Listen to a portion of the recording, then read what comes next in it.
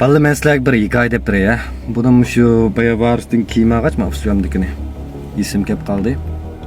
Sizning bank kartыңizda 86.400 koy bor deyli. Bir kuni bir o'g'ri buning ichidagi 10 koyni o'g'irlab oldi.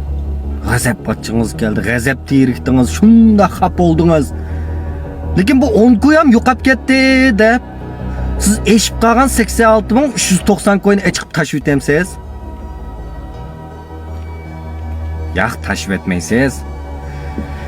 Shuningga o'xshash bizning bir kunimizdimi 86.400 sekund vaqt bor-ku.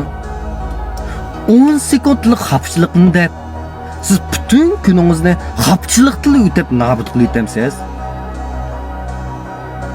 Yo'q, nobud qilib etmaysiz. Shuningga o'xshash ba'zida nobud qilsaqmi bo'ladi. Nima deysan?